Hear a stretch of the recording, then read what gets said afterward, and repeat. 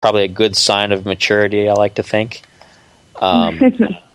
Generally, though, I'm a huge fan of harsher music, like really old school industrial music and things like that. Like, of course, Nine Inch Nails is my favorite band, and I just downloaded a new album by the metal band Meshuggah, who are extremely heavy music. So I go from between that, and then at the other end, I will also break down and probably feel very, very sad listening to David Bowie every time. Right. So, huge fan of Bowie, and very much missed. Very much missed. Yes, like a moment of silence. For sure. We've lost a man. Yes, we did. The greats left and right. Mm-hmm. Left and right. They're just falling off, man. It's so sad. Yeah, we lost David Bowie. That was a cruncher. Right at that, we lost Prince, which I had to take a moment of silence on that one. I even got a tattoo with Prince's symbol on my heart. Oh. Let's see here. Who else did we lose? God, there's only top. We lost a lot of rock stars. Yeah. But of course, Prince and David Bowie is what is top of my head. But we lost. Did we lose? No, we didn't lose him yet. Did we lose him yet? We also Jim Henson's son. We lost him. See. Oh gosh, there's so much that you just stop listening and you stop counting. You're like, okay. Yep. There goes another one. Yep. I literally thought when I found out that I found out on Facebook about Prince, and I thought someone was like playing a joke. And so then I just, of course, immediately I'm like, what are people talking about? Google. I was like, oh my God, it actually happened. It really happened. Wow. Yeah, because he was doing a tour. I was keeping track of his tour because I wanted to go see him play live perform here in Tacoma. And I was waiting patiently. I was saving up my pennies, ready to go see him. And then there was a news flash that he was going to his next gig. I forgot what it was, but he had made a emergency landing somewhere and go to the rest of the hospital for a flu that he was trying to fight. And then 3-4 hours later, he discharged himself. He left, and he was riding his bike around town. He was fine. He was gorgeous. I had this gut feeling something was still not right. I had that, that feeling. And sure enough, a few days later, he passed away. I knew nothing about it till someone texted me. I forgot what I was doing. Someone texted me and said, hey, do you hear about Prince? I'm like, what about Prince? And he passed away. He did not. And so I looked on the media, and I just did a big, huge press release on everywhere, because everyone on the podcast when I first started knew I'm a Prince fan, and I was bawling on videos. Oh, no. Everyone was blowing up my text message, emails, you name it. It was blowing up, so I had to do a little press release. So yeah, I know. Thank you guys for letting me being there. And but Julian from Erotic City, he was in town last week, and I got to do a live show. He's Erotic City Prince tribute band, and he does a marvelous job. So if you really want to see what Prince probably would have been like, go see Erotic City. That's really cool. Yes. That's awesome. Yeah. So we got into Little Prince there. How can you not? I know. I could continue talking about Prince. It's great. Yeah. Prince. Why did you leave so soon? I wanted a hug. I know. Or at least blow me a kiss or something. Exactly. God, Prince, you went too soon. Right. Oh well. What can you do? We'll just kick him when we get up there. Right. Be like, dang it. Yeah. I was supposed to collaborate with you. We were supposed to make music together. Jeez. Yes. You Can you tell let him. me know? Yes. Rise from the dead so you can work with Sotaria. Oh my god. Like, so another artist that I absolutely love, Janelle Monáe, she did a song with Prince, and it was like, oh my gosh. If you guys have not heard of Janelle Monáe, please take a moment. She is great. Okay. Awesome. But yeah. All right. Let's see. Mm-hmm. What were you going to say? Sorry. No, keep going. No, keep going. Keep going. Yes. All right. So, was like when you like first started like radio, where you're like palm sweaty, like were you freaking out? Like how was the experience? I first doing my broadcasting back in the day when podcasting wasn't even, I was like maybe 16, 17 years old at my high school radio station, which was KGHP 89.3 FM in Gig Harbor. Yeah. And I started there, and when I finally got on the air, I was scared shitless. I didn't know what the hell I was doing. I was talking really fast. I mean, so damn fast that no one in the world can understand a word I'm saying. Stay still, Camp. That's okay. But I was non-stop. Everyone kept telling, okay, you need to slow down your talking or you're never going to make it. Did I listen? No, because I was that nervous. I was that scared and excited. Mm-hmm. All this emotion at once. And when always talking to Scott Lander when he used to work at Cube, and then when he went down to Portland, Oregon to work down there, I would call down there every now and then.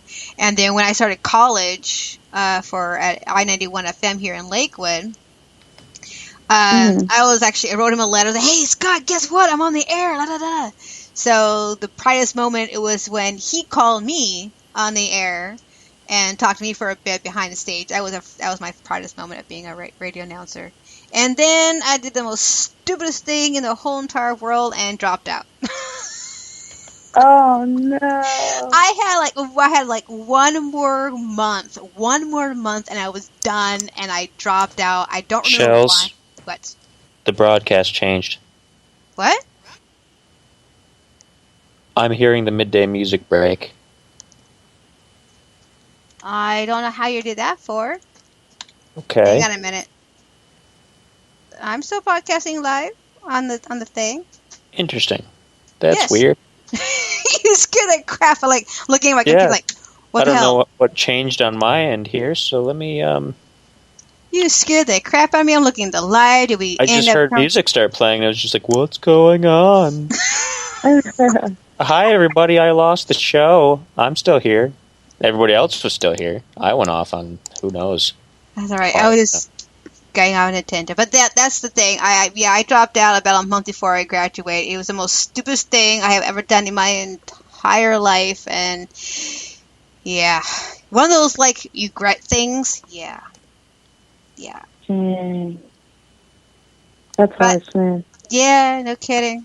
No kidding. Had a month ago, and I went like, "What the hell was wrong with me?" But hey, you know what? You live and learn. I was 21, 22 years old when I dropped out, so I was young. I was stupid. Young and stupid. Yeah, stupid. So that's the whole radio broadcasting history was right there. So. Mm-hmm. What about you, Spider? Like, were you nervous when you first got on the air? I sort of was apprehensive because I didn't know exactly what I was going to have to do.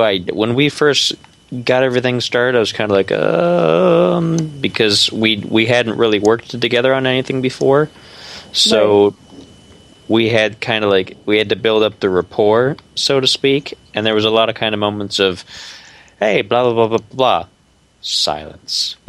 Right. Silence. It's just like, should I be saying something or should you be saying something? I don't know. Let's just make something up. So it took a little getting used to, and it did take a little bit of time to get comfortable with everything. Yeah, if you guys want to listen to Johnny Sonic's episode, I know what episode that is, you'll hear our very first podcast working together. It was fun, but yet really irritating, but yet fun. Hang on a minute. Let me see if I can find that episode. Episode 15 is when he started being my co-host, and you can see or hear how nervous we were, and we didn't know what we were doing and all that jazz. So if you want to go check it out, there you go.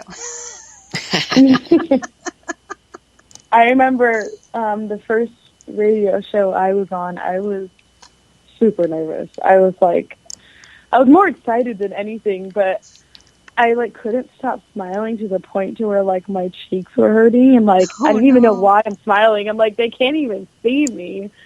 I was just freaking out. I really was. And anytime they would ask me something, I would just give a short, sweet answer. I'd be like, yeah, and that's why I do this, and that's it. And, I would leave them hanging, would not put anything behind it because I just was so nervous. I was shaking. Oh no!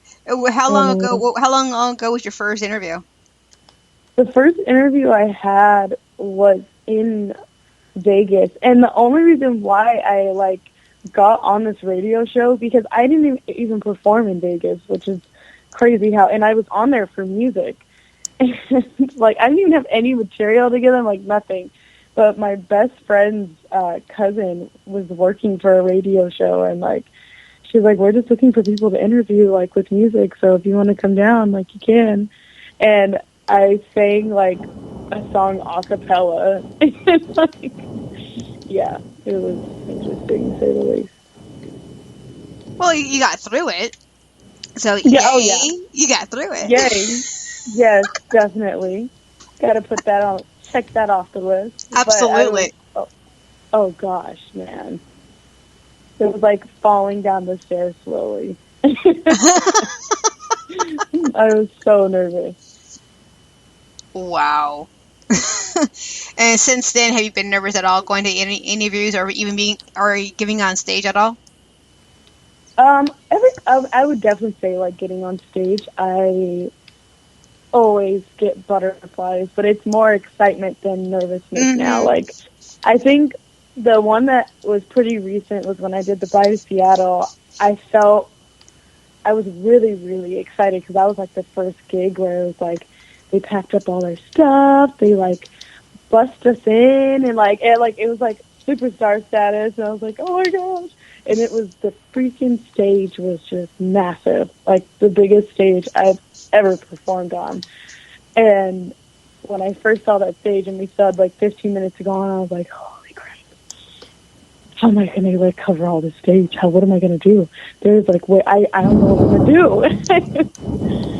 But then I sat down and had that little chit chat with myself again. I'm you're smart, you're talented, you're going to do this. I was definitely holy man. But no, I think talking to people and things like that, I've definitely gotten over my social awkwardness. That's cool. That's very, very cool. And I'm serious when I texted you or messaged you a long time ago that if I know you longer, I would invite you to go to get our nails done. So it's still on. Oh, that is. Have you ever seen Parks and Rec? Oh my gosh, I'm missing out. I love Parks and Rec, and there's this little skit where it's called a Treat Yourself Day, and they just go out and they treat themselves with whatever they do, and that's my one treat yourself thing. And I always go get my nails done. So yeah, I always go to Fancy Nails right off of Union and Center. I've been going there. I'm trying to think of where that is. You know where on Union Avenue, Union and Center, the R code right there, going towards Tacoma Mall. Right? You know where Oh, yeah. you know where Target is?